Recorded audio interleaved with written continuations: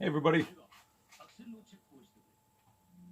just tweeting the link to the stream real quick.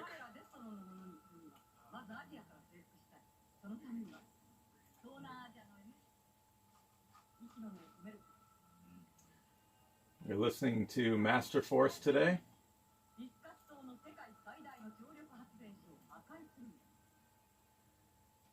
Wanted to, for anybody who missed the finish of the Optimus Prime stream the other day, I wanted to put him up on camera to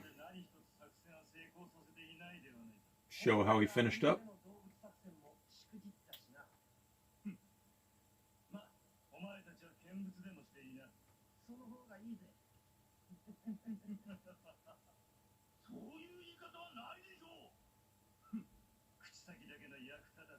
All right, here we go.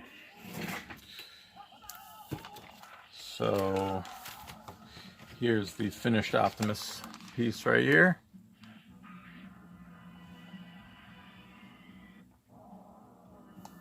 Not too shabby.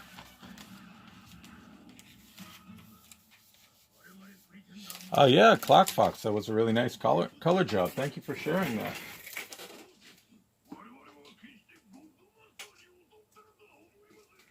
I like the mood of it. It was very, very dark, which I thought was fitting.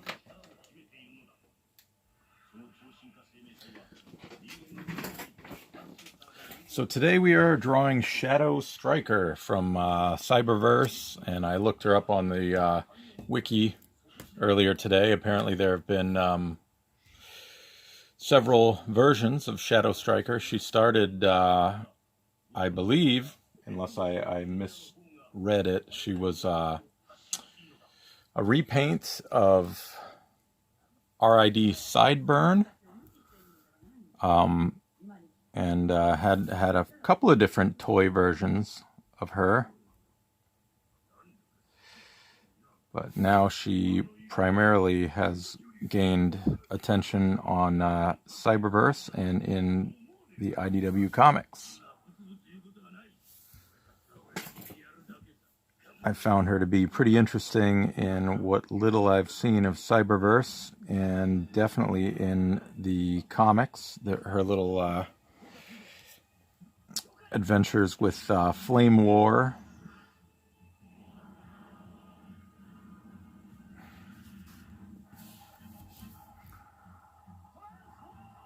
So I kind of did my own little take on her here. She's not straying too much from the Cyberverse version, which I really like the look of, but I wanted to kind of give her a little my own flair. And I wasn't a big fan of the eyebrows from the Cyberverse version. You know, some characters look good with eyebrows, some characters I'm not a big fan of the eyebrows. So with her, I'm not doing the eyebrows, but just kind of adding a heavier shadow underneath the top of the helmet here. I do like her eye shape and the kind of monocle action going on the far eye there. So if you follow my Twitter, you might have seen I posted the rough sketch for this. So, you know, I don't have super tight pencils here, so I'm kind of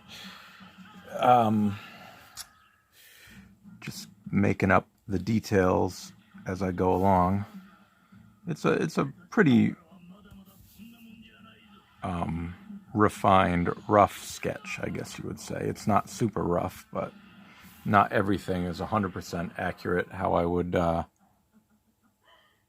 ideally want it to be.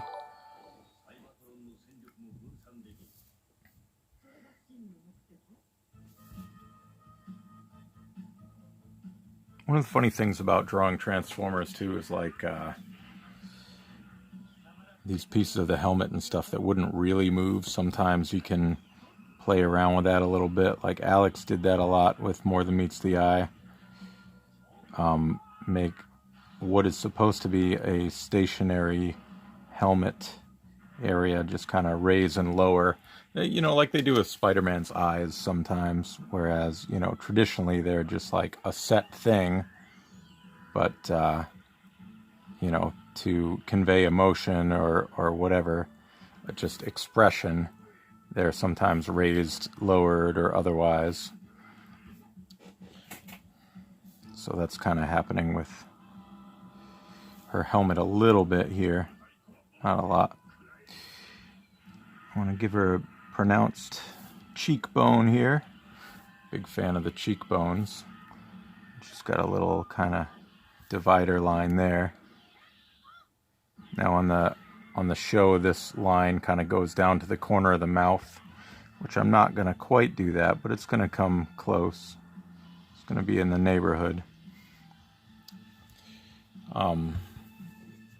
Circles, I'm going to go with the old template here, just so they can be as accurate as possible.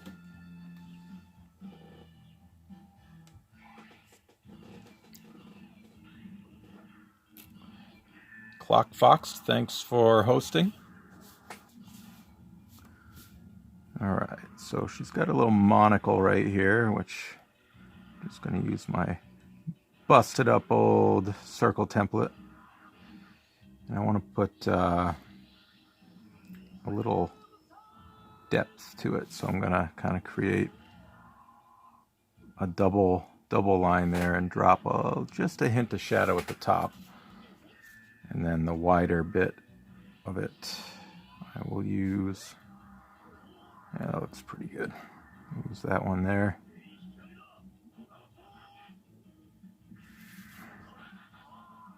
And the top bit of it, you know, I imagine goes underneath the helmet there. Just gonna shade that little piece in there.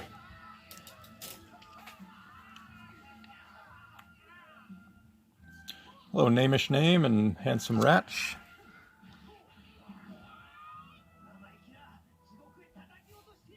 I'll be kind of curious to see what we get for viewers on this one. I think I don't really quite,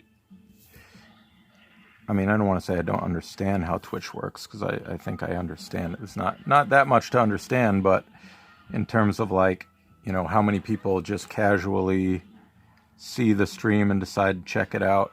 I've noticed that on the few of these that I've done so far, kind of the more obscure the character, the less viewers tend to come by. Like when I did the Strika, I think I had probably the fewest viewers that I've had on any of these. Not that that's bad. I'm not really doing this for viewers. Although it's been suggested that you know, you can do, some of you probably already do this. There's like affiliate. You can be an affiliate and set this up so you can like make money off of it. Streaming, that is, which I haven't really thought about doing too seriously yet, but maybe a path I take eventually. But anyway, so right now I'm not really too concerned about numbers in terms of people that are tuning in or whatever. So but anyways, I did notice that less people were tuned in for the Strika. I imagine because she's far more obscure than like Optimus Prime and Jazz and some of the others that I've done. So it'll be interesting to see what the numbers from today turn out to be. So she's got these really interesting angled bits. Her whole helmet shape has like an angle to it. It's not too dissimilar from the Megatron bucket head style, which is, it's an interesting shape that I like. So it's one of the reasons I wanted to do her. A couple of folks suggested her over on Twitter, and I had been meaning to do a Shadow Striker piece, so it seemed like a good reason to give it a try. Thank you, Manga Collector. I appreciate that.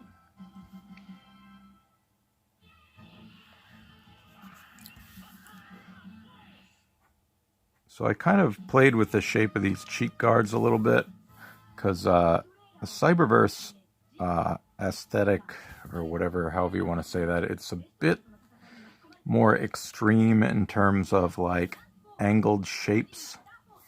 So I'm kind of segmenting mine out a little bit here. So I'm having these, I think these cheek things kind of just stay at the same angle as the rest of the helmet. But I'm going to mess with these a little bit here.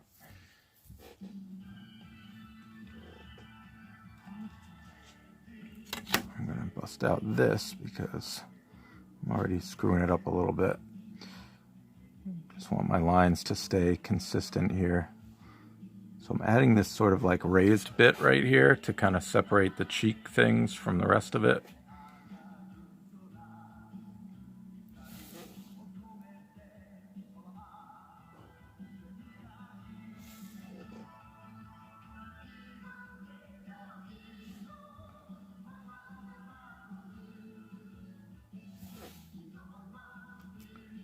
Of course, her head's at this sort of 3/4 angle, so that's why the our right side is much thinner than the left here. I'm not sure how much you can tell from looking at the screen, but that's why it's going that route.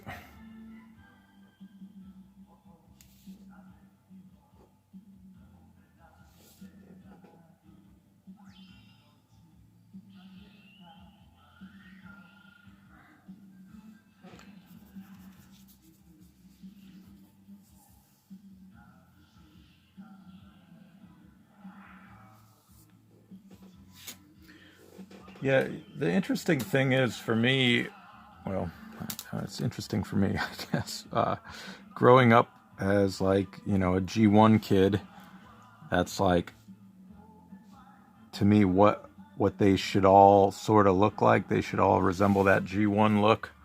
I'm not saying that as I don't ever like to see other designs, but like when I look at something, if it looks right in my head, it usually is pretty close to a G1 look. And sometimes when things are different, they take me a while to get used to. Like Windblade has a very different look to her, and it took me a while to get used to it. And now I love Windblade's design, but it's very non-traditional Generation 1. So Shadow Striker here is similar in that way, that the head shape is a bit different. And like I said, the Cyberverse shapes are a lot more extreme in angle anyway, so that probably contributes to that a bit. But with Shadow Striker, I looked at it and I was like, yeah, I like the look of that. I'm not sure what the difference was, but it didn't have that period of time where I needed to kind of, you know, get used to it before I was like, oh yeah, okay, all right, that looks good. Like pretty much right away I was like, yeah, no, that works for me. That's working. So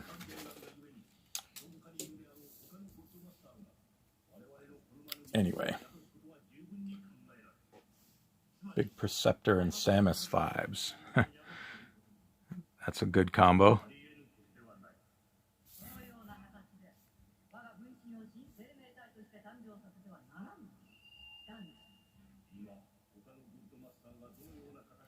I think I'm going to put a little depth in here too.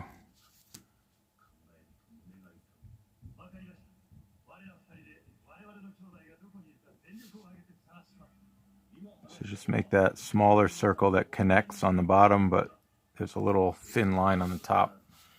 I don't know how well you can make that out, but it just kind of, I don't know, creates a little bit of a depth there.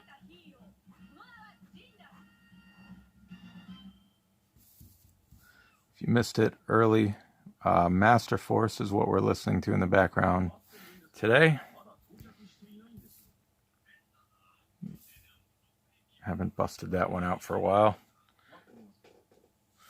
I have made it to the third disc on my Headmasters DVD. Or sorry, I finished the third disc. I'm on the fourth disc now. So soon I will actually be watching Master Force for the first time.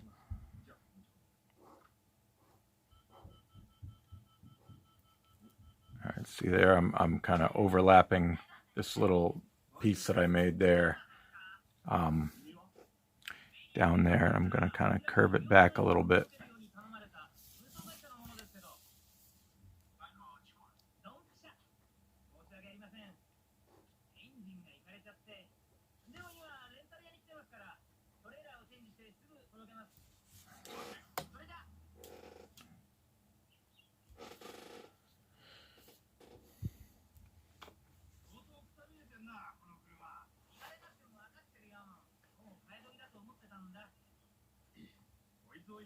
Yeah, that boxy G1 look though, that's what I see in my head.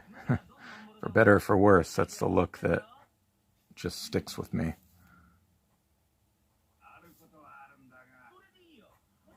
So since her head's upward at an angle, you kind of see the bottom of the helmet there.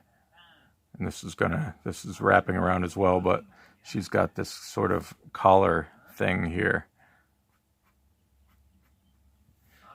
Another funny thing about Transformers, sometimes when you're drawing them in certain ways, you want them to move, again, like different from a human. You want them to seem very human, but they don't quite look or move the same as a human. So like, she's got this raised bit, she's got her helmet coming down, so these pieces would probably like scratch each other if this were reality we were looking at here, but it's just made up stuff. So I try to make it make sense as much as possible, but with Transformers you kind of have to like accept that some of it's going to be a little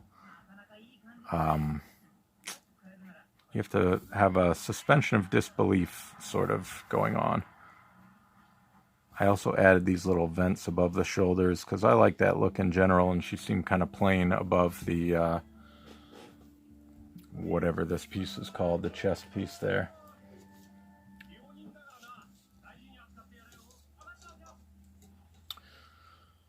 Similar process to how I do sequentials. Yeah. I mean, as far as the actual penciling and inking, it's nearly identical. I would be typically spending a lot more time on sequentials with trying to get the storytelling just right. Here, like, I'm telling a story essentially in just one image, which is just that Shadow Striker is a badass posing with a gun, as opposed to, like, you know, telling some sort of narrative. But I plan to do a similar background to what I did with Striker, not Shadow Striker. It's like I'm talking with a Boston accent. Striker. Anyway, it is similar, the process.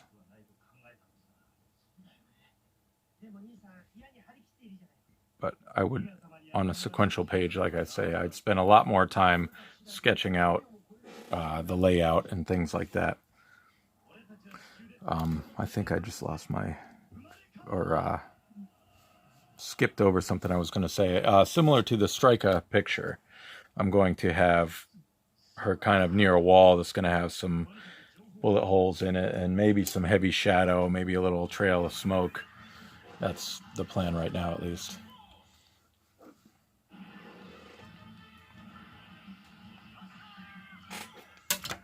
So I want this to have a slight bend to it.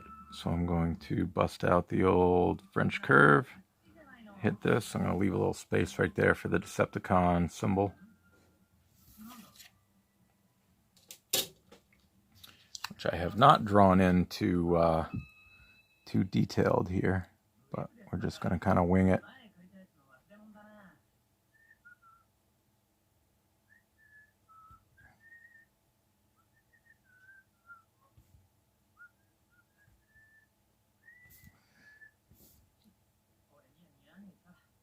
somebody on Twitter had mentioned after it was somebody who colored the Optimus Prime that I did into a Nemesis Prime and said that I haven't drawn enough Decepticons on the stream. So, you know, I think they were playfully commenting. It wasn't like a complaint or anything. But that's what made me think I should go for a Decepticon today.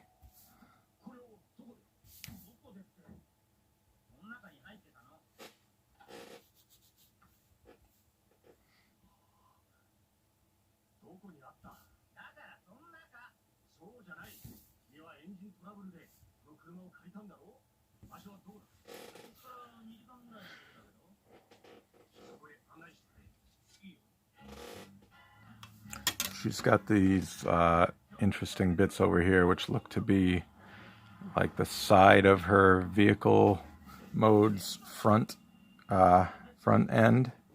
Who that's tuned in right now has watched Cyberverse? She gets an Earth mode, right? The episode I saw, she was basically on Cybertron still, kind of fighting with Bumblebee. This looks to be some sort of an Earth mode version here.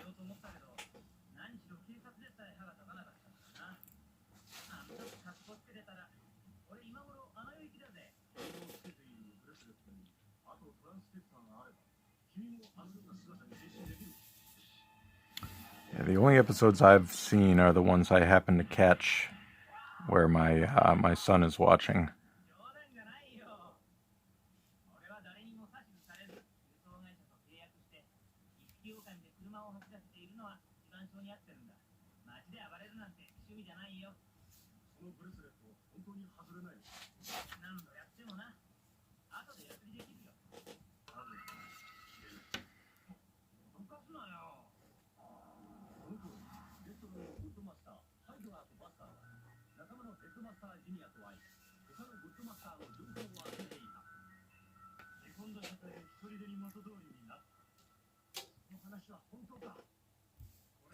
So I've got this little side bit at a pretty extreme angle here, so you can see this. I'm getting real thin here where it's much thicker over here. In my mind, this is kind of straight, even though this part is at an angle going that way. It's cut back, so this part is pretty much staring straight at the viewer, whereas over here it's like a fairly extreme angle backwards, or, you know, towards the deeper part of the picture. So here's where I'm going to just kind of make up some details, because a lot of this is just in shadow, which is fine, but just going to add some little bits here.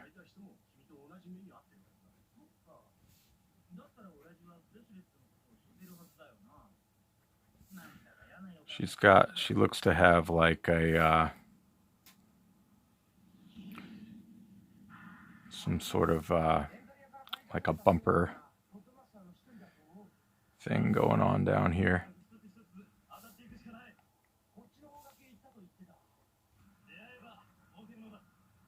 I kind of like all the angles she has going on here.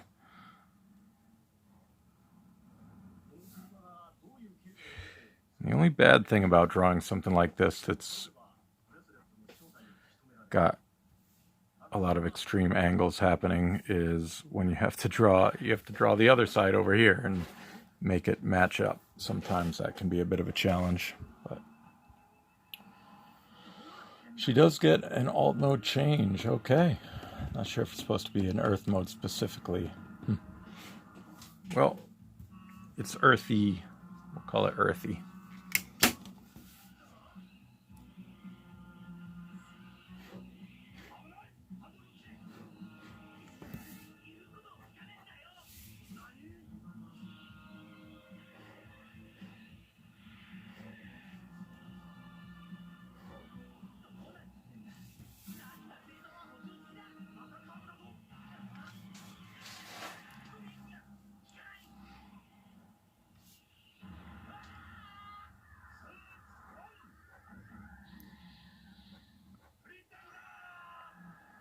I'm still going to black out a lot of this here, but it's going to be sort of insinuating some sort of headlight.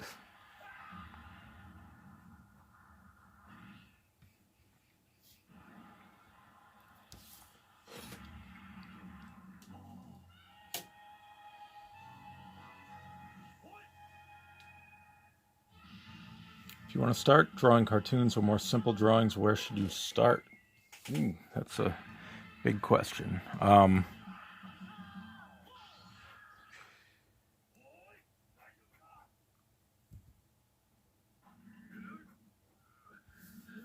I guess it depends on what you really like. I would, I mean, now in the age of the internet, I'm sure you can find pretty much tutorials on whatever you'd like to draw. What I did is I basically like studied what I like. I like Transformers. I liked comic books, mostly Marvel comics, and I just try to imitate what I saw and imitate what I liked. So that was sort of my path into this. So that's kind of the first thing I would recommend. Just pick something you like and start studying it. Like really think about, look at the drawings, really think about what they're doing, why they made the choices they made, and try to mimic that.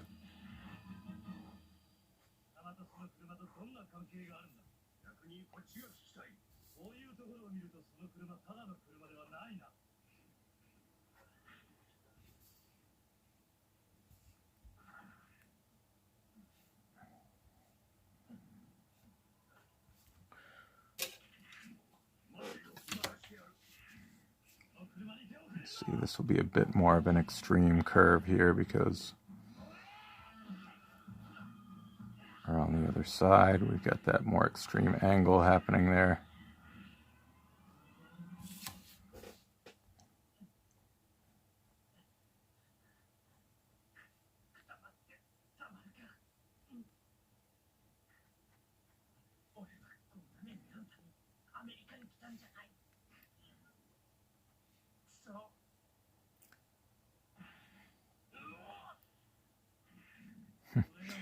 Doing this, listening to these Master Force headmasters, whatever, on this stream is really, it's kind of piqued my curiosity about them because there's so many dramatic moments that seem to be happening. So looking forward to watching it to find out what the heck's going on.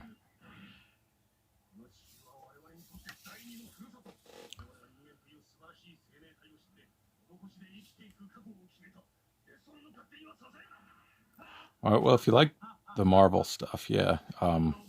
If you're looking to do any sort of sequential stuff, I mentioned recently on a stream like how to draw comics the Marvel ways. It was written in the 60s or 70s, but it's still completely valid and a really great way to learn a lot of the basics about sequential storytelling. Yeah, a lot of it still stands today. It's still valid.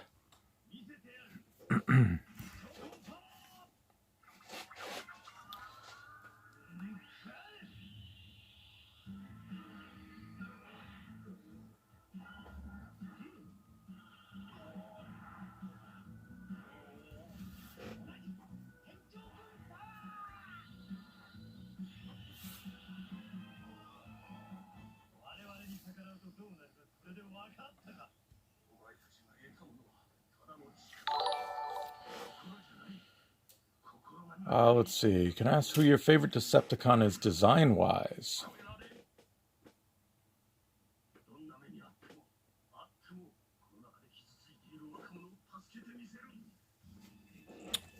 I don't know. It's a good question. I mean, probably a boring answer. Like, I'm just so obsessed with the early designs of everyone.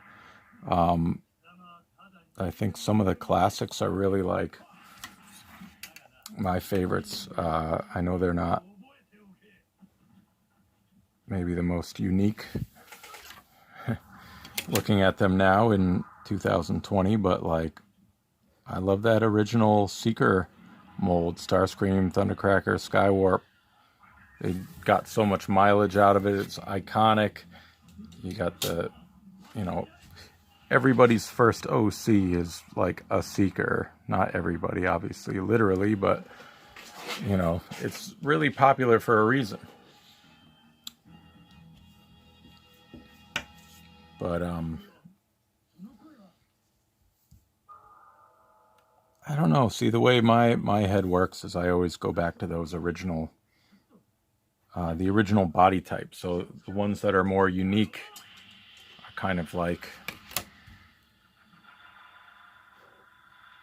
they're not the first one that comes to mind.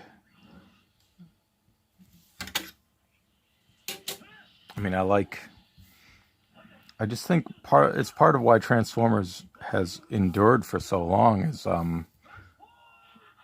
sort of the unique look to them, from the toys that were imported to kind of create these Transformers to the animation models and everything. Like, you look at that original Megatron model with the kind of bucket helmet, the huge cannon coming off of one arm, and you know, the piece coming up off the shoulder. I just think they're really kind of timeless designs. I can hear everybody that's not a G1er probably rolling their eyes, but I just think there's a reason that a lot of things, like, look at Soundwave. Soundwave is completely obsolete in today's world, but his design still, I don't know, it still survives. People still love it. So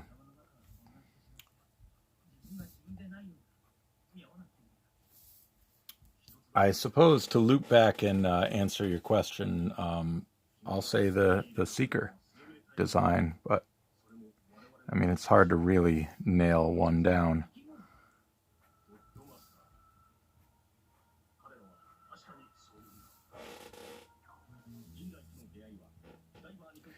Yeah, I don't know what it is about Soundwave. It's just, I see that design. It's like they just struck a little bit of magic. Whenever the original designer for the Microman line came up with that, the colors, the look of the robot, it's just, I don't know, it's perfection to me.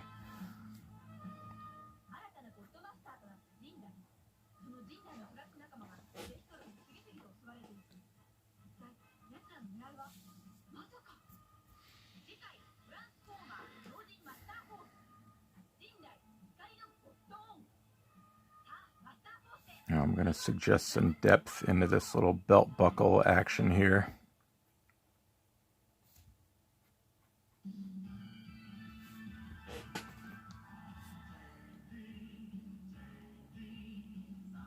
Yeah, the voice is great too, isn't it? It's just iconic. I was actually, Soundwave was one of the top contenders for today's stream because of that fact. He's just like, I don't know, everybody loves Soundwave, and like, I try to do characters that are going to appeal to a wide range of people. Not every time, but, you know, I export these to YouTube, and not everybody reads the comics, not everybody watches Cyberverse, but Soundwave is present in so many different forms of media. Optimus Prime, Megatron, you know, those are household names. Maybe Soundwave not quite as much as the others, because of Soundwave's presence in the Michael Bay movies wasn't quite at the level of the other ones, but I don't know. He's iconic. That's just the way it is.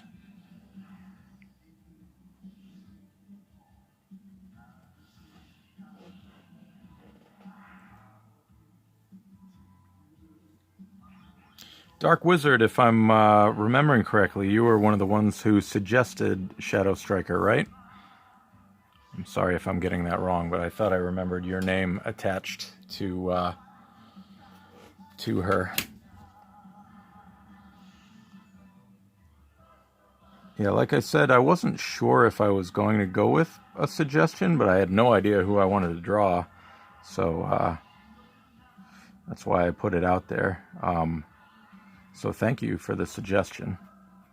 And if you missed at the beginning, I was saying that she's a design that I wanted to draw for a while, or a character, I should say, that I wanted to draw for a while, so good time to make that happen.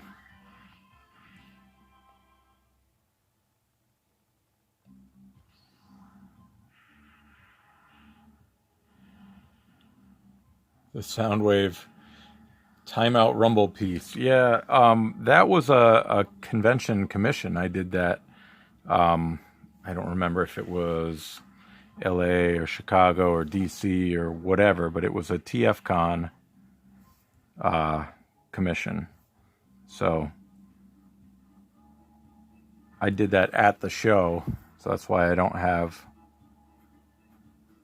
a high resolution scan. So yeah, the one that's out there was just a photograph of the commission. I know it's a popular one, but I don't bring a scanner with me. Maybe I should start.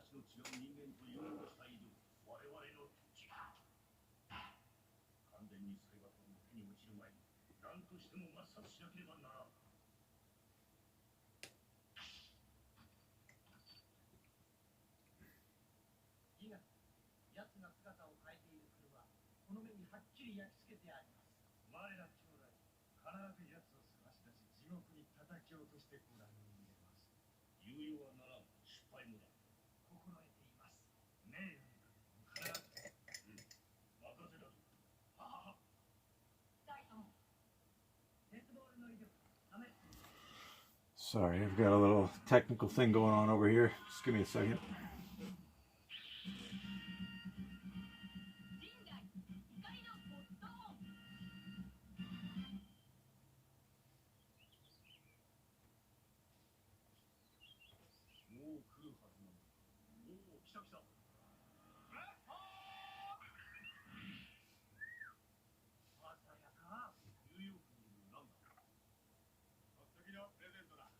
Okay, I'm good. All right.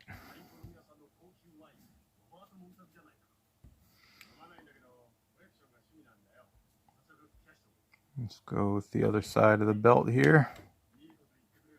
I kind of made a lot of little bits and pieces over here. The Cyberverse design, I don't know, I just kind of messed with it a little bit.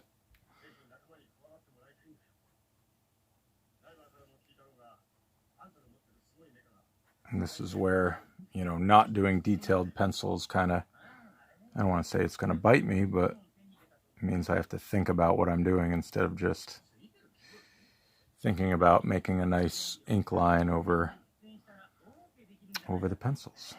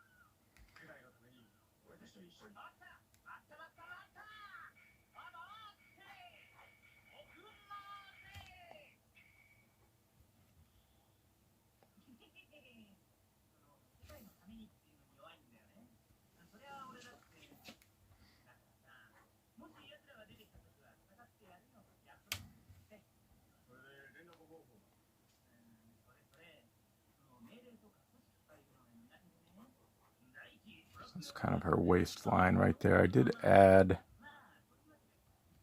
these little kind of hip details here. Generally, I'm a fan of that look, so I figured I'd add them here on Shadow Striker. Darken that in.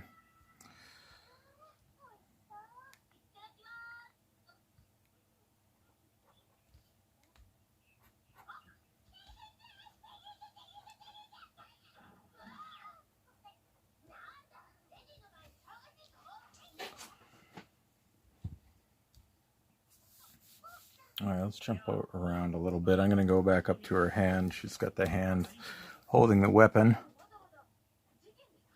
Let me get that inked in. Some folks have asked about tutorials on hands, so I'll just kind of, don't consider this a tutorial, but I just sort of like talk about what I'm doing as I do it. I tend to segment the hands. Each finger, each knuckle, each joint, I kind of highlight all of it. But, you know, there's no definitive right or wrong way to do it. Anyway, I've got the trigger finger raised up there.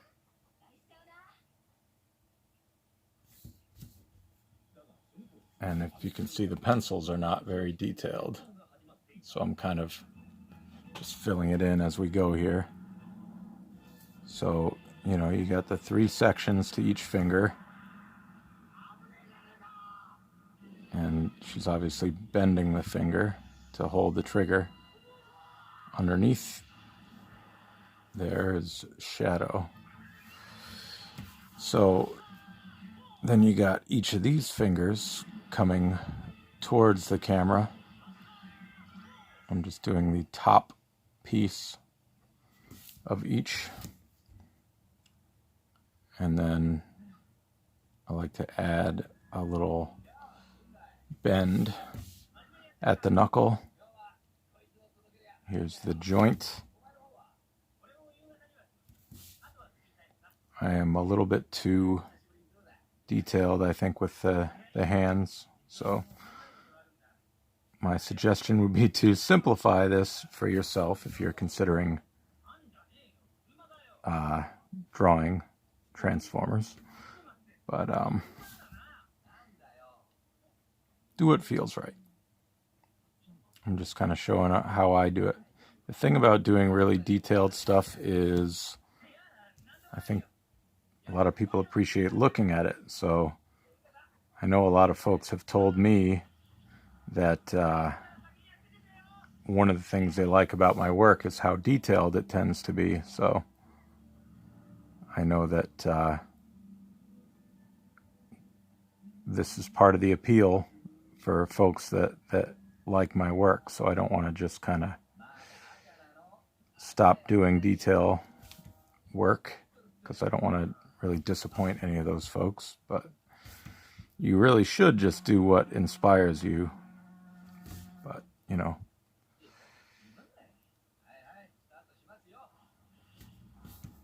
I'm just doing what I'm used to, I guess.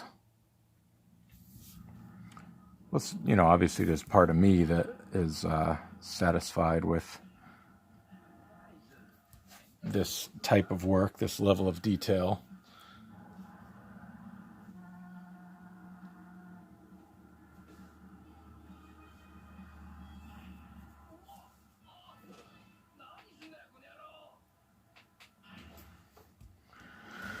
So anyway, I've got the 3 non-pointer fingers wrapped around the weapon, and I usually put like kind of a there's a piece of the hand that is kind of at knuckle level.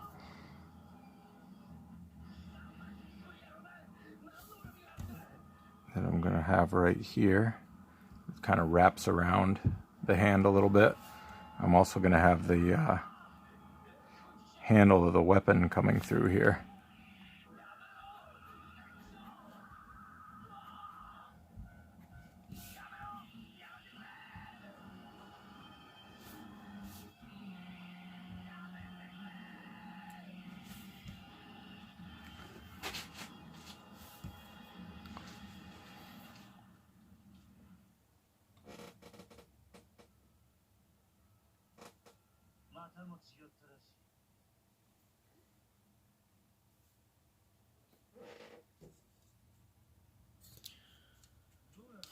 Alright, so I've got the bottom of the weapon here.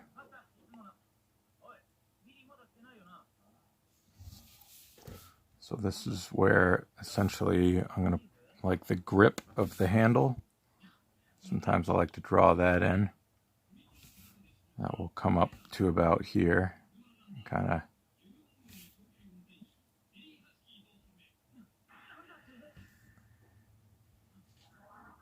handle's going to kind of curve back like that.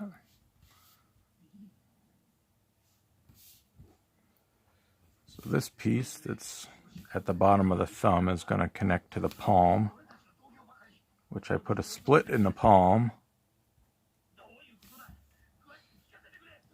And this gun is going to actually drop a somewhat heavy shadow underneath there.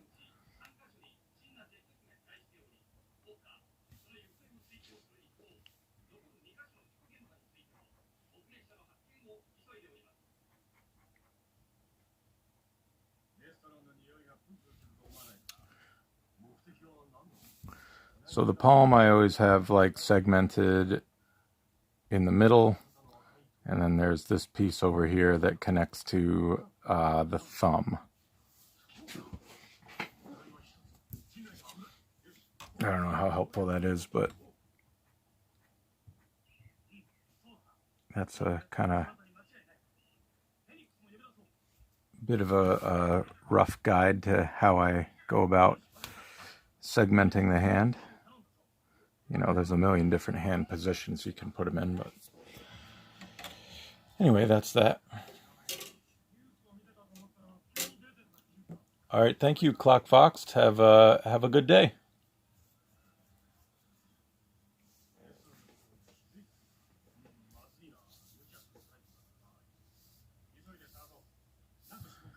All right, let's keep going with this weapon here, I guess.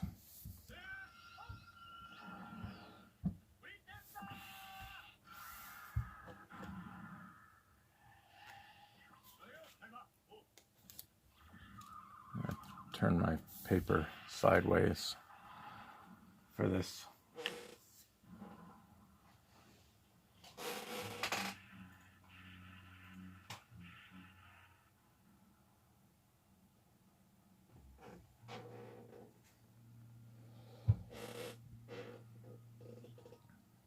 All right, so I liked her weapon design that I saw when I looked her up.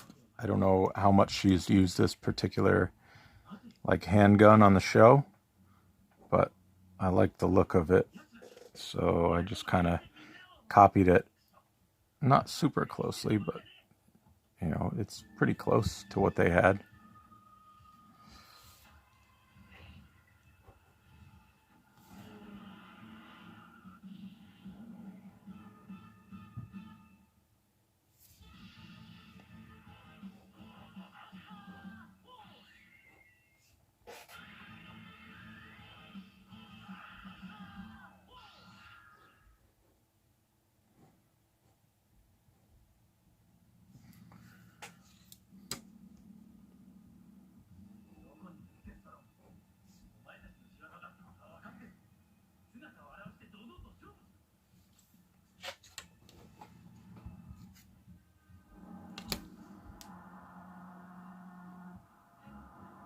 Another close runner-up for who I might have drawn today was Thundercracker. Somebody Might have been a couple people suggested Thundercracker, and I do still have a bunch of blank Spotlight Thundercracker covers hanging around, so I thought that might be a good one, but I've drawn enough Thundercracker recently, I guess. But at some point, I will probably stream a drawing of one of those covers.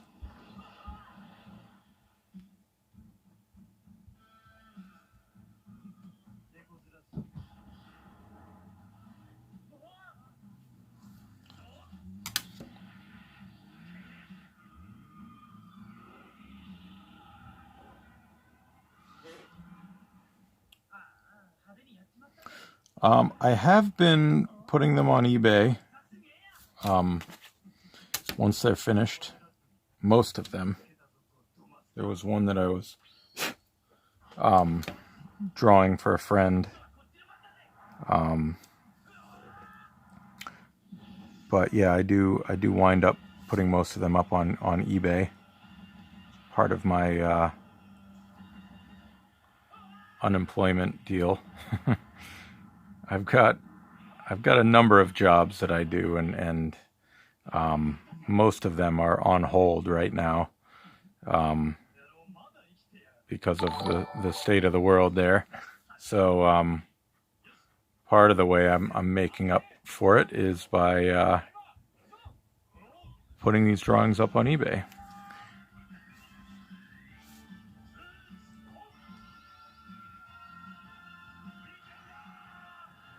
So each week I do, I put like a couple up there, and yeah, they are available to bid on. Right now I think I have,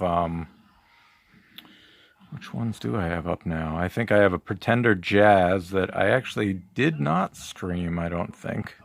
And I've got an animated Jazz that I did stream. So that's what's up there right now.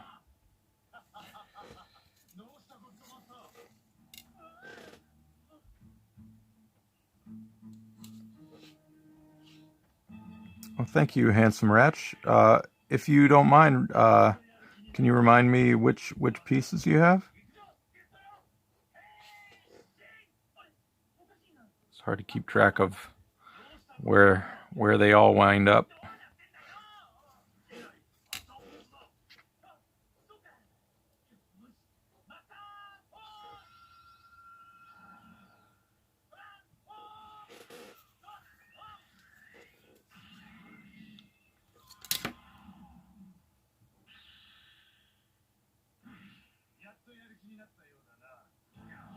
Oh, nice. Okay. Very good. So I won't say your real name on here, but now I have a name to associate you with. So yeah, that Perceptor, I can't actually remember if I don't think I updated it on the website, but Perceptor was sent out yesterday. So he is on the way. Thank you for bidding on that one. That was a piece I was pretty proud of. I was happy with how he turned out. So I'm glad you liked him well enough to bid on him.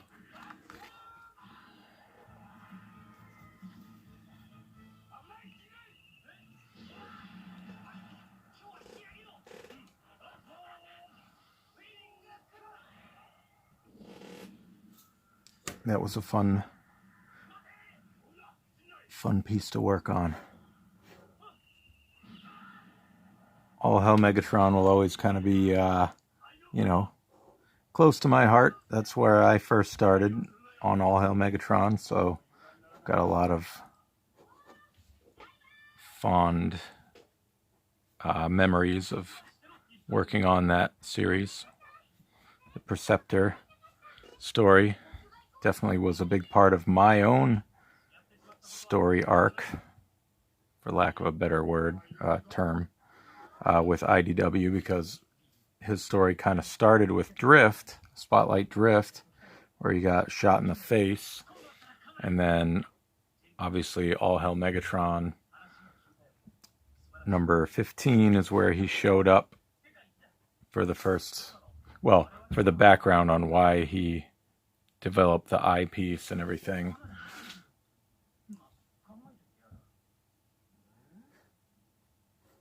So yeah, IDW Perceptor will always be one of my favorites, or have like a sentimental connection to me.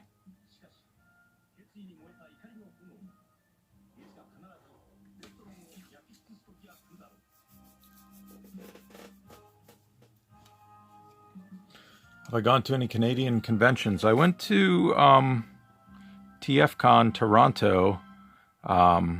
I can't remember the year, but it was quite a while ago. But that was the only Canadian convention I've done, and I'd like to do more at some point, but just hasn't happened yet.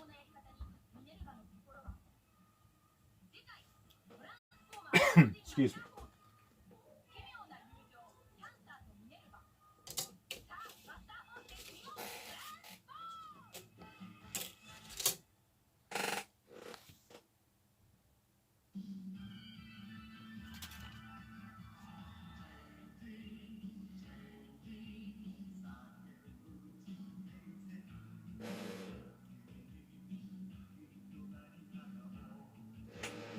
Yeah, who knows when that stuff's gonna kind of start happening again. Hopefully sooner than later, but I don't know. Nobody knows.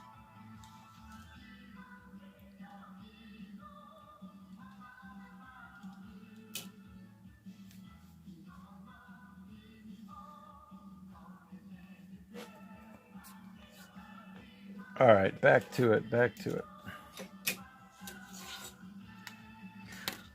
So she's got some, look to be parts of doors hanging off the edge here, with like a windshield indentation.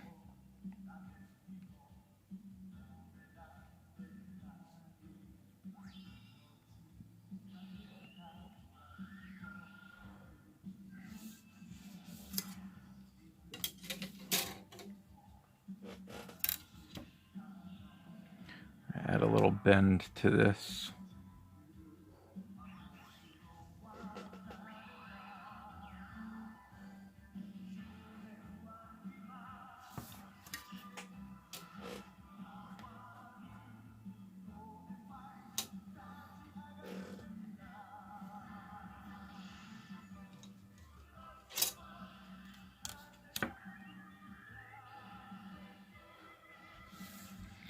So I'm going to just skip ahead here real quick,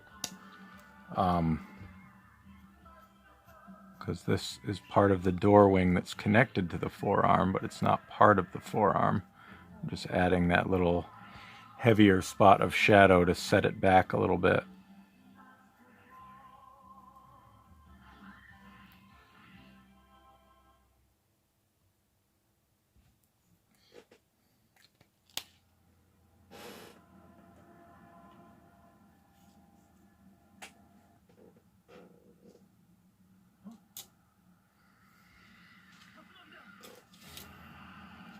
All right, let's get the little elbow joint in here.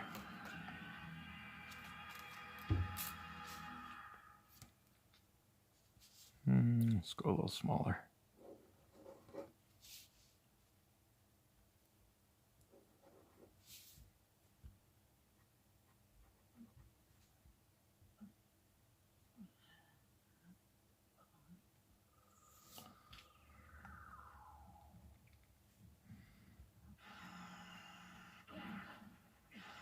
Another interesting thing with these robots is like bending arms. It's an interesting kind of thought process as to how an arm could bend at such an extreme angle. So I always kind of add this sort of joint at the elbow, but you still have to kind of make it work, make it make sense to a degree.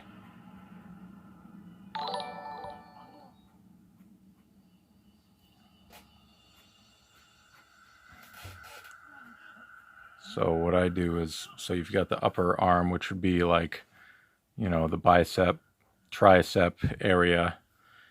And then you've got the forearm, which is up here, but I always try to kind of put another segment. And I don't know if anybody else does it sort of like this. Everybody's kind of got their own method of making this work. But so in my head, I imagine there's almost an elbow joint that kind of separates this and this. It kind of comes out from behind the roundish joint there. That's how I make it work in my head. And I actually have this door piece behind the entire arm there.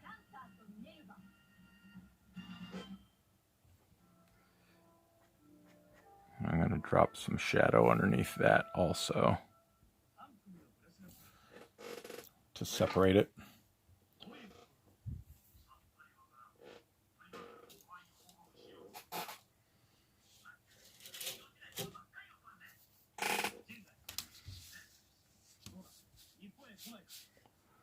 And then she's got these shoulder joints here, or it's not really a joint, I guess it's just how her shoulder is.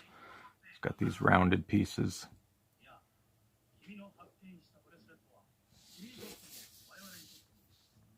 So I'm busting out the old ellipse template to make that work.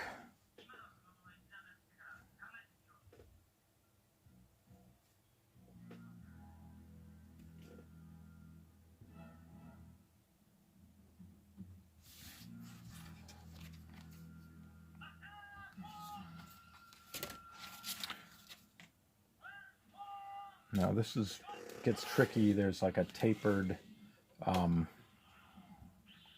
circle at the base and the circle here are the same degree, but whereas this kind of like, I don't know how to say it, it's almost like a dome shape, so it's not, this curve wouldn't be the exact same angle as that. So I'm just going to use one of the other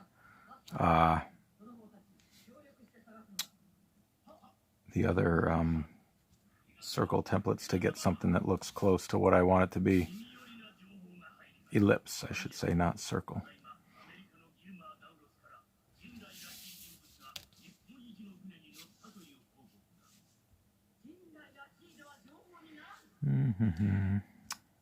All right, that's probably as close as I'm going to get to what I really want here.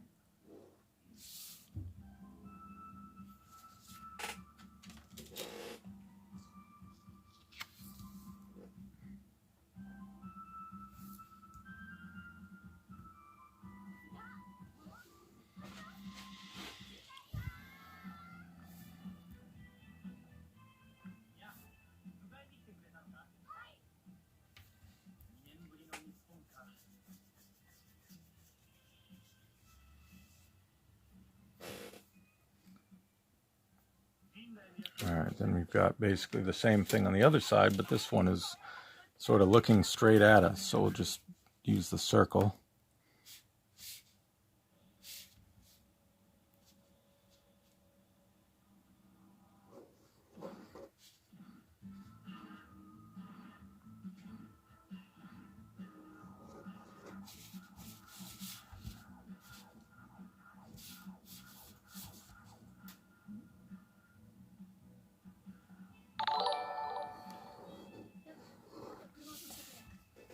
Alright, and I guess it's not completely straight on, but close enough. I'm going to kind of put a little bend in it.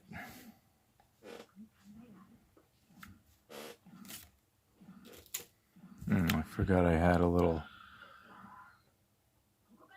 kind of character in the forearm, or sorry, bicep area there, which I will mirror here, even though it's barely visible to us.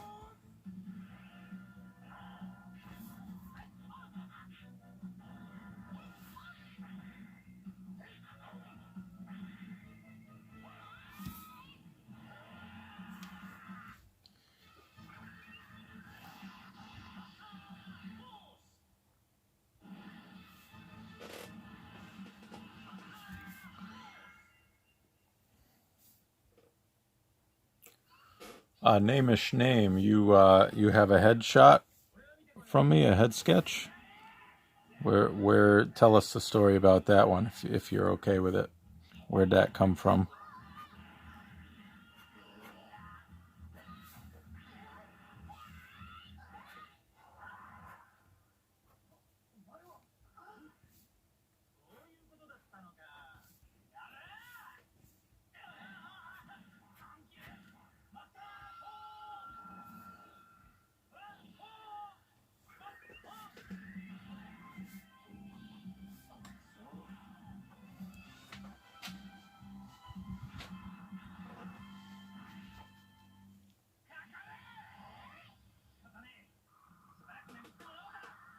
Ah, okay, I remember that. Yeah, flashback Jetfire.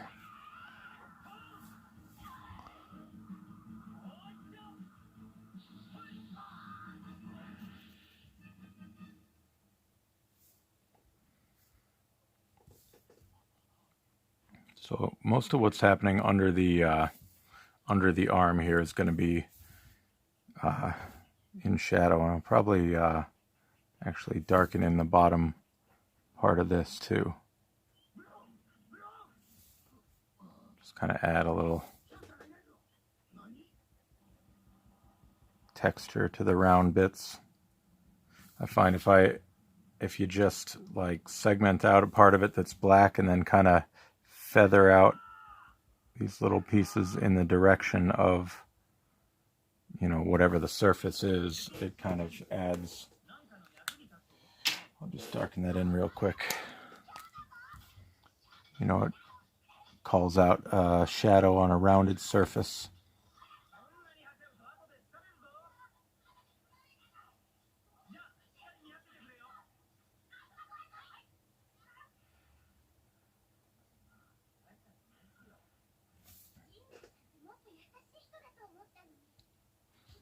Something like that.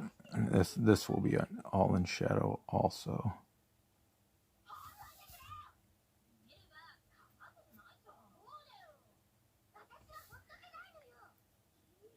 She is called Shadow Striker after all, so I'll have to put some heavy shadows on there. The shadow is going to actually go all the way down the bottom part of her arm there.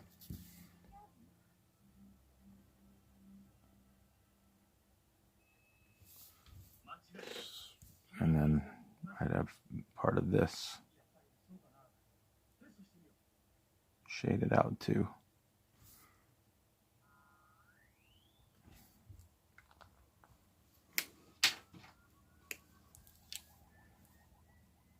And same thing, just kind of feather it out towards the side.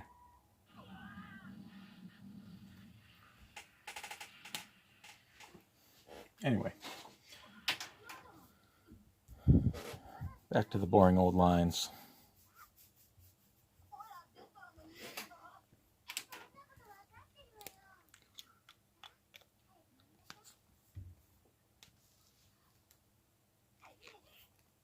I should clarify, I say that with a dose of humor, the boring old lines part. Sometimes my humor is a little too dry. People think I'm like insulting myself when I say stuff like that, but I'm just being silly. So I've got sort of a lot of separation here in the midsection. Just kind of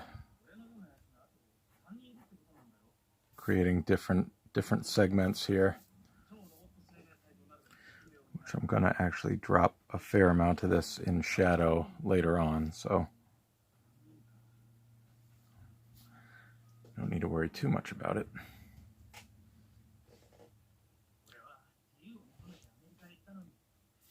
Now she's got, I didn't actually look up what her alt mode was before I started drawing this, but she has these interesting like circular bits behind her shoulder. So we're going to throw those in there.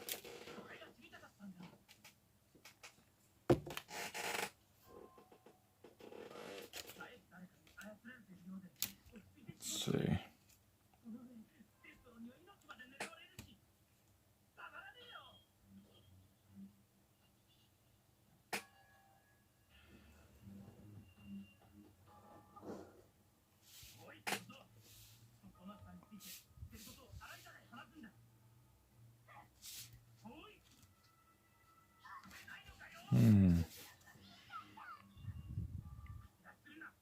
That's probably good.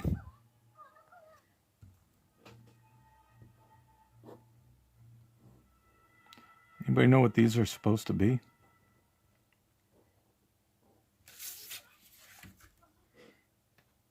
On the model, they're just, you know, the open parts are red, and these inset parts are just all black. So that's kind of what I'm keeping them for this. And like I said earlier, I'm kind of improvising as I go. But be nice to know what they're actually for.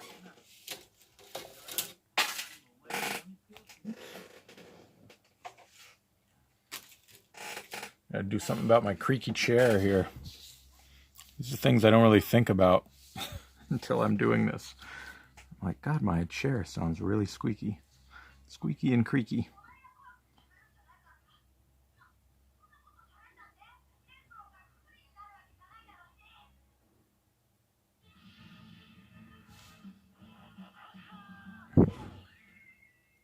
Another challenge with doing the streaming thing is like where I have my phone placed. Sometimes it's hard to actually see around my phone.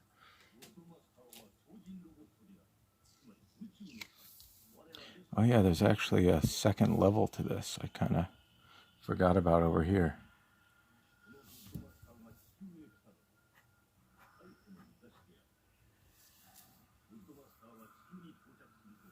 Space wheels, dish bowls. Perfect. Well, on this, they're just kind of obscure circles, ellipses, I guess.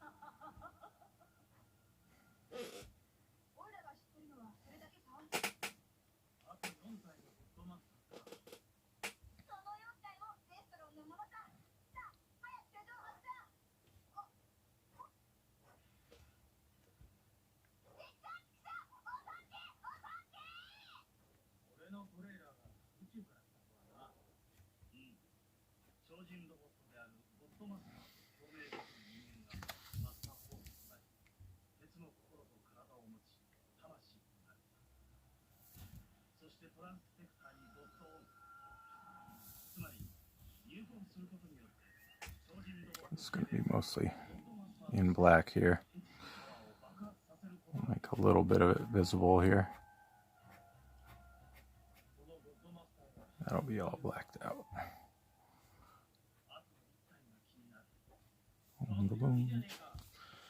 All right.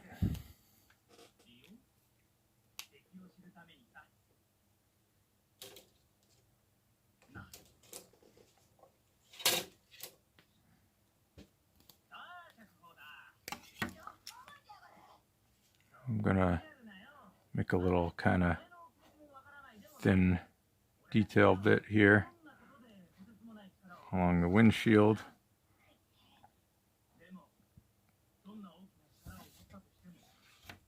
Or not windshield, but side windows, I guess.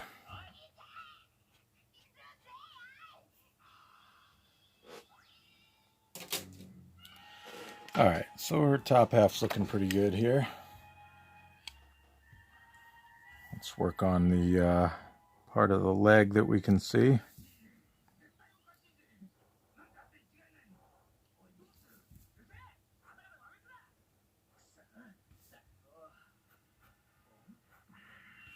A lot of this is going to be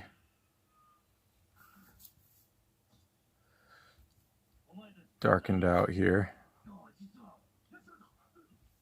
but you're going to be able to see these little red stripy bits coming through there.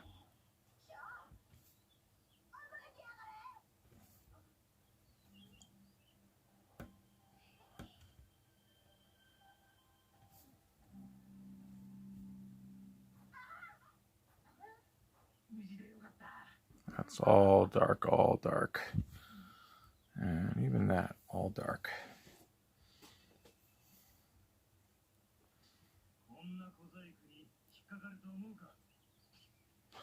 Okay, Handsome Ratch, have a good day at work. Thank you for hanging out.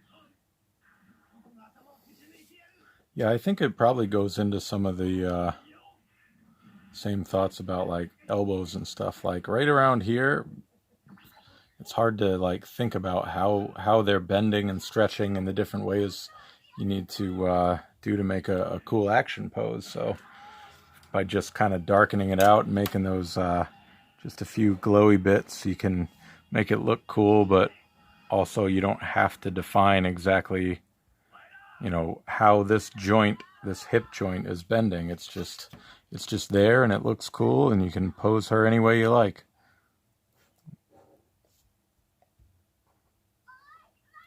All right, so that's all dark right there.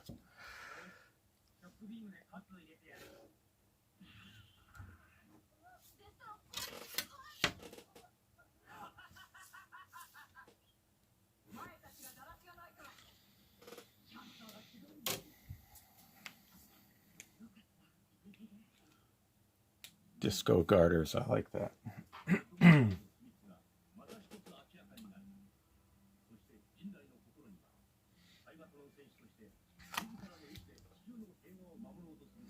All right, let's start to fill in some of this shadow here. Kind of make it come to life a little bit.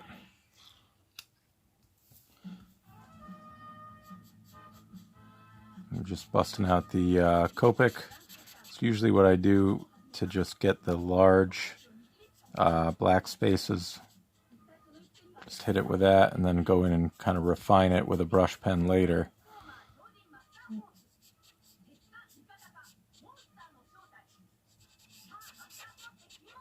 There are other ways to do it. This is just how I do it.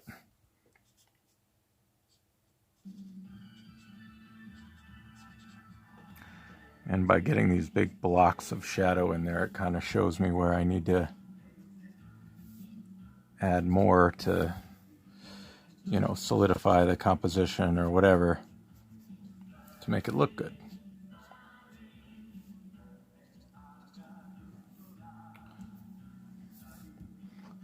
So this kind of protrudes, so this will get shadow under here.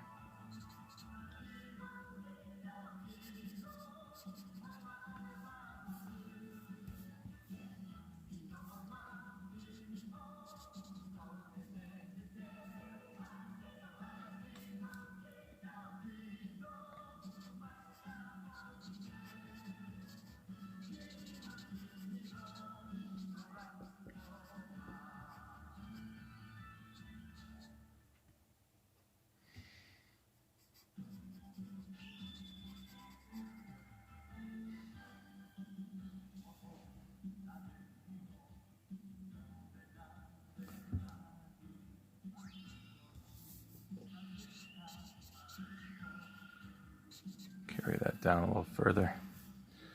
And then, of course, the area we were just talking about.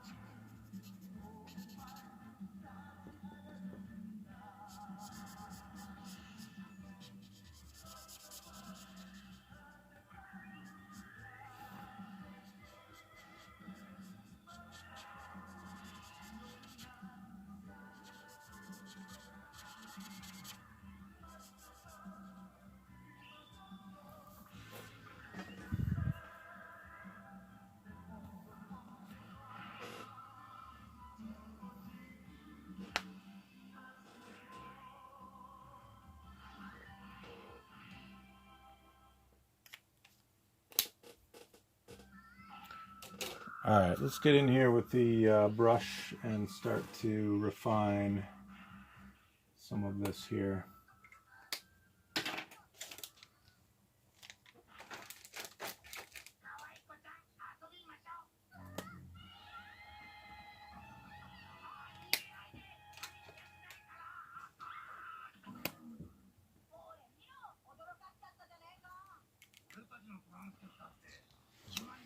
Alright, we'll go back to the helmet here.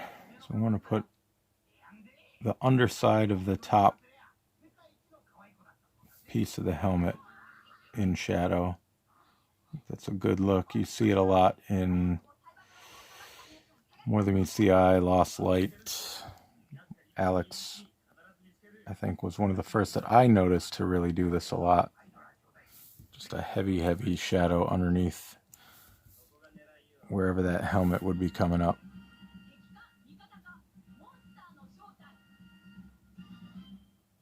And then here to the side, get that in there and actually just kind of thicken the line of this piece here. So it makes it come to life a little bit there. As soon as you add that, it just creates depth.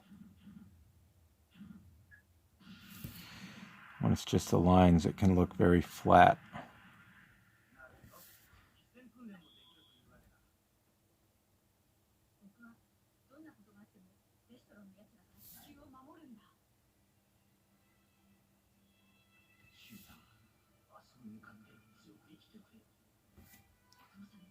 Add a little thicker line there to suggest a little depth. Same with over here above the little chin strap. I'll make it a little deeper and then thinner there. And then underneath, obviously, her head is going to cast shadow underneath on her neck there.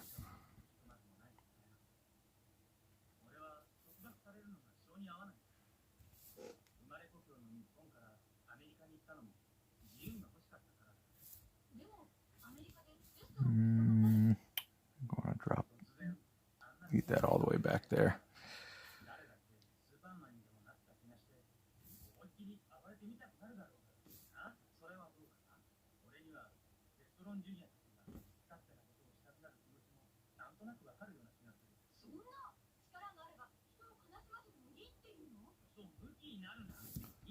A lot of times I would put this bottom edge right here in shadow, but this is going to actually serve the purpose of creating separation between this wheel, apparently, which I'm just considering some kind of weird roundish design, and the dark space underneath the helmet. So make the shadow work for you.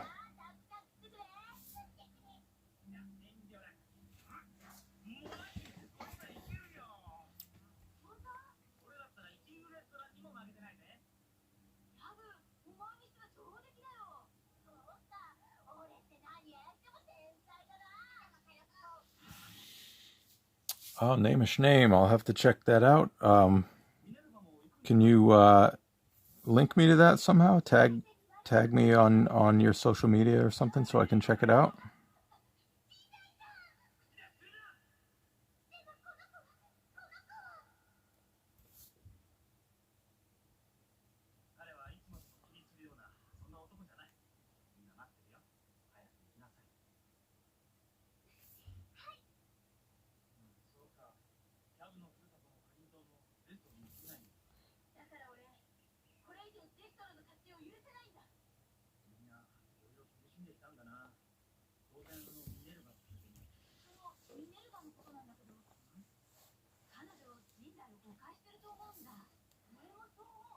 Alright, so here she has this collar coming out. I'm kind of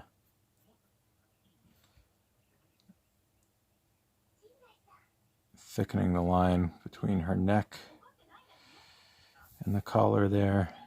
And again at the outside of the collar. That's collar with an AR. Ha ha ha. Ha ha ha.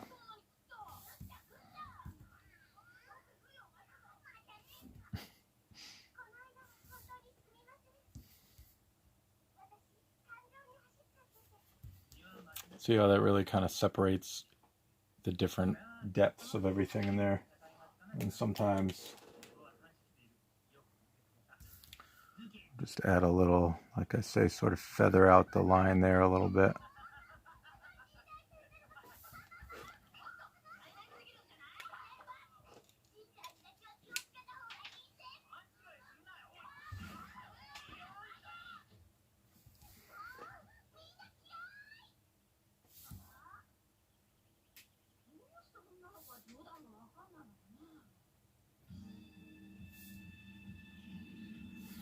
Thank you, Namish Name. Hopefully it didn't come off as a demand as opposed to a request. I just figured you would, you were talking about the piece of art, so you wouldn't mind sharing it. You can feel free to link it here too. I know somebody else did that, I think, on the last stream. I don't mind if anybody wants to link stuff, as long as it's like appropriate. I don't know how old or young anybody that might be watching or tuned in might be, but if we're just talking about robot art, feel free to throw a link in the chat. I can't really look at it while I'm doing this, but if others, if it's part of the conversation, let it happen.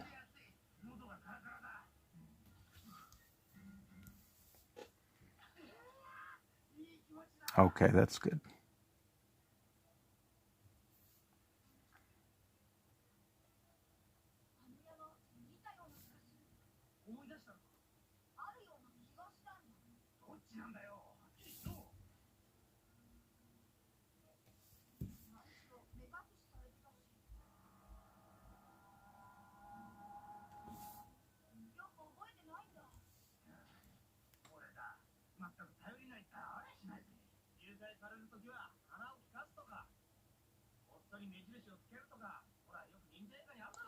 I'll have to see if I can find a way to do a like a sped up video of this one of these days. Although I suppose that would probably not actually work with the way I'm doing this, because I move the paper around so much. It would probably be pretty horrible to watch, actually. But I do like how in Procreate you can sort of export your art in sped up video form. Anybody, if you're on my Twitter feed, I shared the sketch of this shortly before the broadcast, so it would be fun to see a speed video of the actual inking. But now that I'm saying that out loud, I don't think it would work, because I move that paper too much.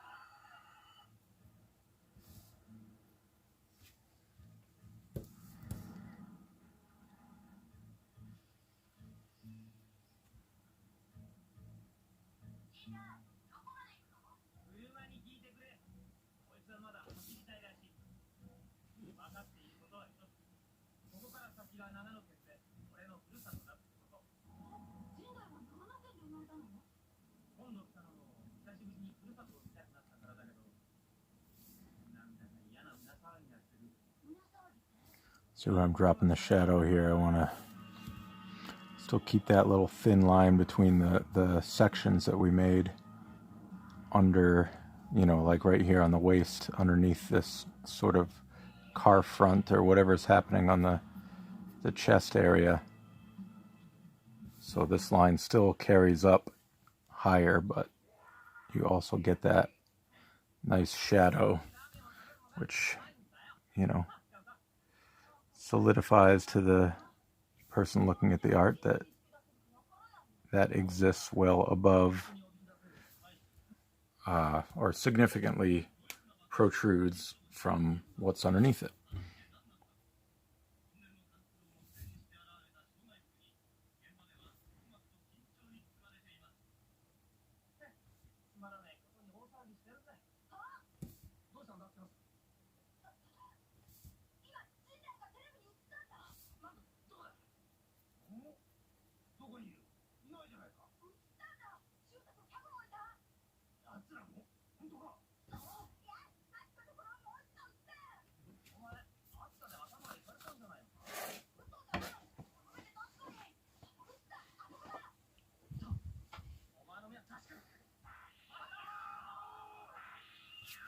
I want to actually extend that out a little bit more even.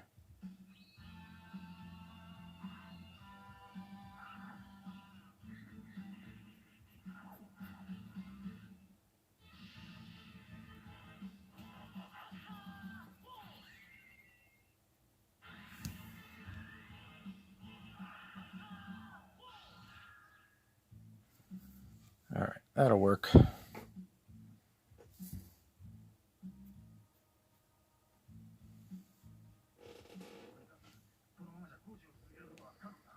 This pen right here is a Kuretake brush pen in extra fine. I usually get a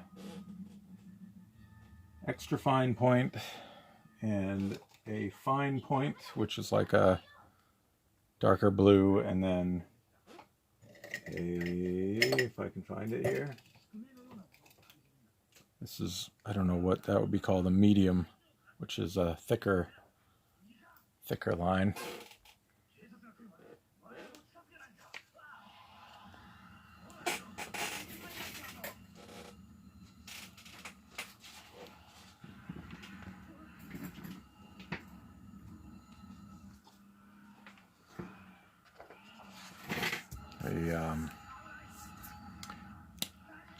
This one has the thickest tip. You can go from thin to thick. This is good for like larger organic shapes. The medium is more, or I think that is considered a medium. This one's a little bit thinner, and then the light blue one that I use a lot is the thinnest one. They work well for me for filling in spaces. Like, you get these weird angles, and you know, you got to get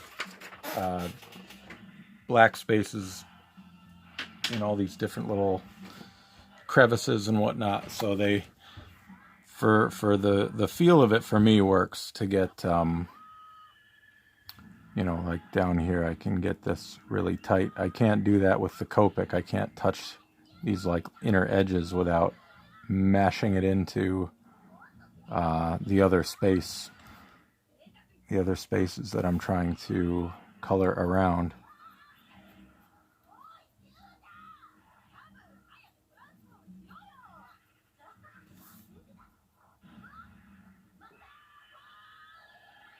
There's probably some people out there that have a much better feel for the thicker markers that can do that without having to do this tedious work, but it's just what feels right to me.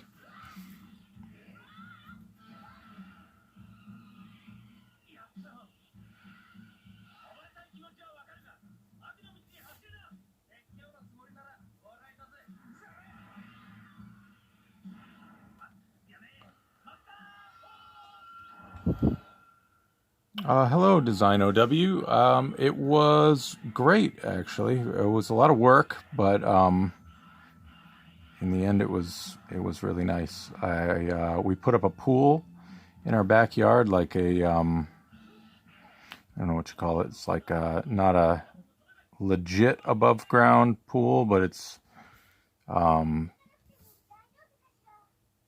just sort of a freestanding 15-foot wide pool. My wife does triathlon, and with everything going on, she can't, like, pools are not open and things like that, so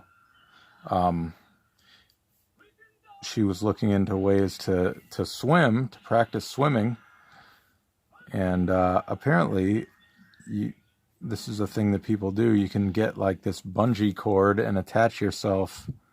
This is actually meant for swimming. Attach yourself to something in a smallish pool and basically swim in place, like the swimming equivalent of a treadmill. So that was one of the main reasons we invested in this pool. We don't know how long we're going to be home this summer, how long till the YMCA opens up, and the kids will be able to enjoy it also. So I had to flatten out a piece of land. This is a long answer to your question that you probably didn't expect or ask for, but here we go. Yeah, I had to flatten out a 15-foot wide piece of land to accommodate this pool, and because I live on a hill, so I don't have flat enough land. So yeah, I did that. We put up the pool. That was the big labor of the weekend. And we had a nice little cookout on Monday. Finished the pool Monday, had a cookout. My wife made potato salad, which is one of my favorites, so that was very enjoyable to me. So yes, that's the long version of, yes, I had a nice holiday weekend. Did you? How was anybody who celebrates the holiday, or observes, I should say, for Memorial Day, observes Memorial Day? Hope you all had a good weekend.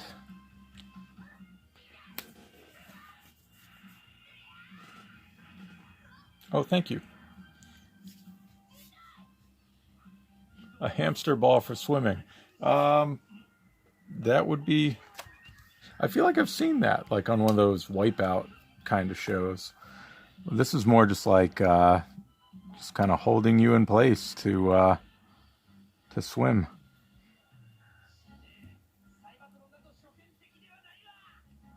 My wife actually competes for Team USA. She did a world competition in Denmark a few years ago. So yeah, she has to kind of keep up with this stuff. Swim, bike, run. She actually just did the swim and the run in Denmark because transporting a bike and or renting a bike is not cheap. So we just did, she did the swim and the run in Denmark. Not Finn. Where was it? Odense.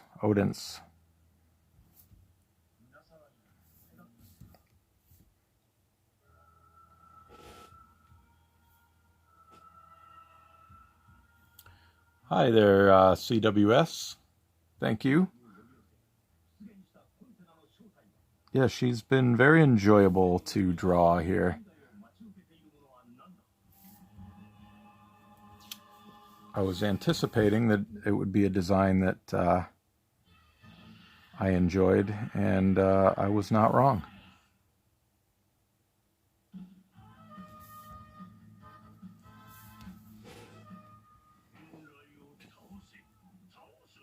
Oh, Winston, hey.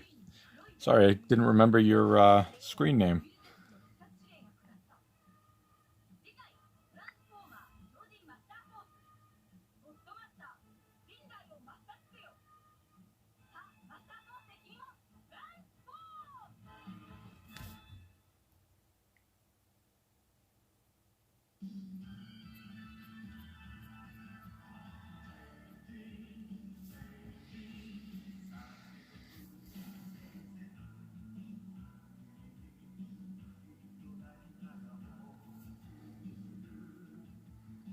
Alright, I think I want to get the hard shadow underneath here, like I did on the other side.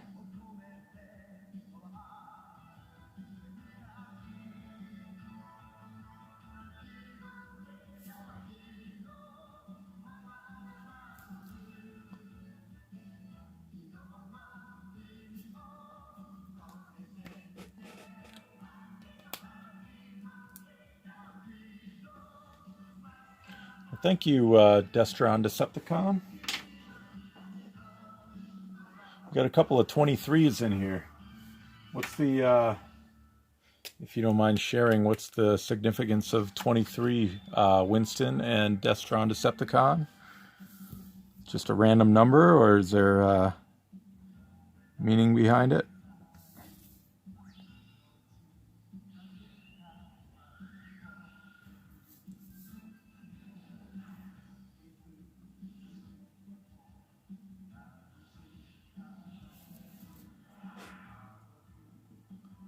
Ah, birthday. Very nice.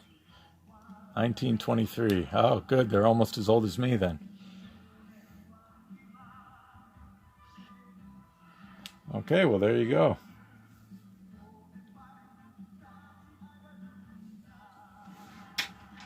Thank you for sharing. My my number on my older email /ID caliber 316 was based on wrestling. I used to be a huge wrestling fan, so of course, for anybody who followed wrestling remotely, Austin 316 was a big thing when it happened, when Steve Austin kind of coined that little phrase. So Caliber was the name of one of my comic book characters that I had come up with, and 316 came from Steve Austin.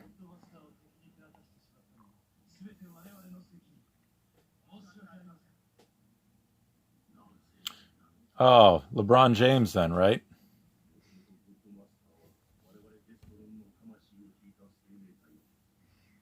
That was a troll move, by the way.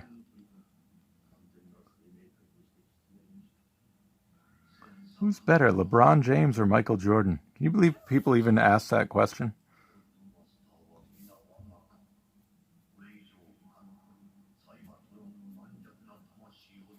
I don't want to lose everybody with a sports talk here, but come on. Come on.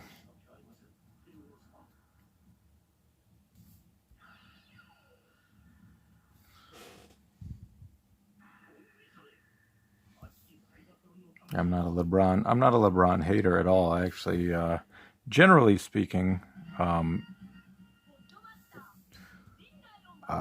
like LeBron. I liked him a lot more before he was a Laker, but I didn't want to be a hater.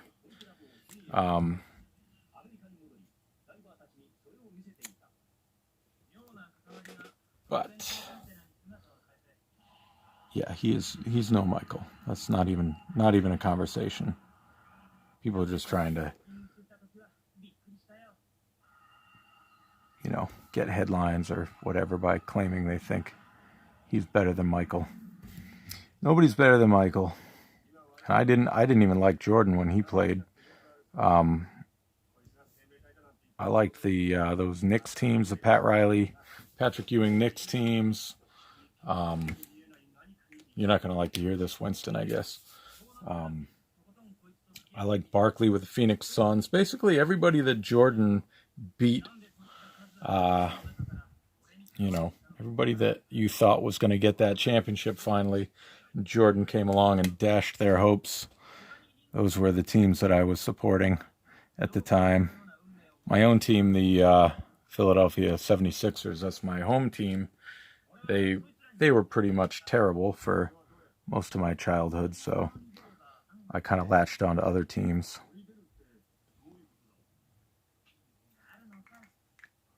One of them.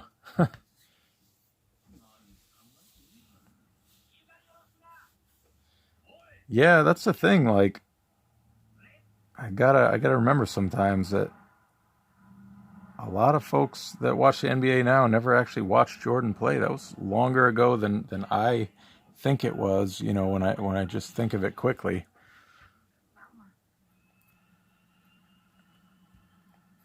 Those days when Jordan, you'd get that NBA on NBC music fired up, watch Jordan play, and he'd like completely dash the hopes of whatever team I was hoping would do well at the time. That was like definitive NBA basketball era for me.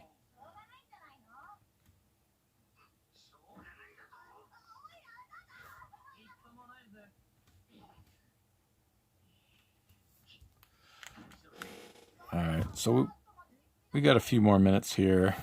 I'm just gonna kind of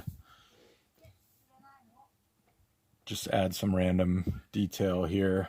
Like I said, when I was looking at this design, I didn't take an extensive amount of time to really research exactly what everything was. Like, for example, these big circles back here. So I'm just kind of make up some detail as I. Oops, sorry about the shake there. As I feel like it.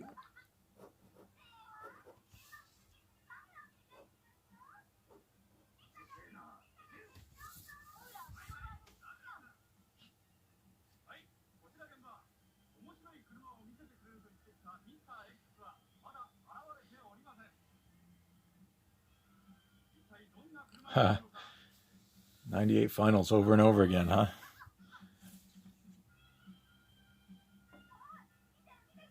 Well, I went by mostly what the image they had on the wiki, the first image they had, which appeared to just be the Cyberverse model, I guess. It looked almost like it had an Earth vehicle alt mode, but these back here, they didn't immediately strike me as wheels, although now that, we talked about it, I'm like, okay, I guess I can see that that's what they were supposed to be, but I just kind of like the look of them. Because they were just totally darkened in black with just red detail around them. So that's just kind of what I went with.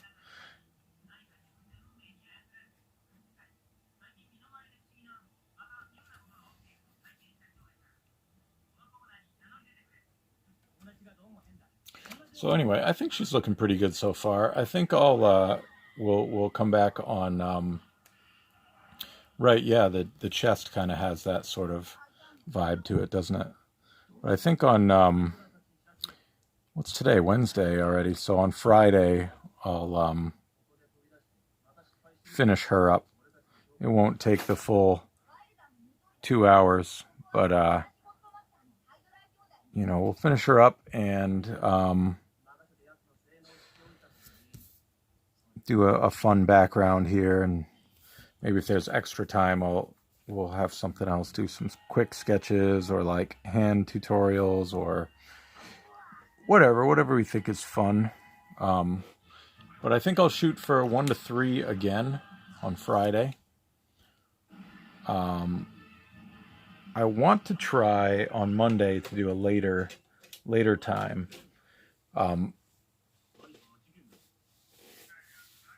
Oh, thank you.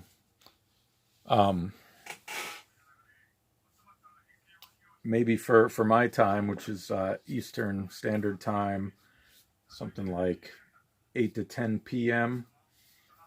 But I don't know. We'll see what happens.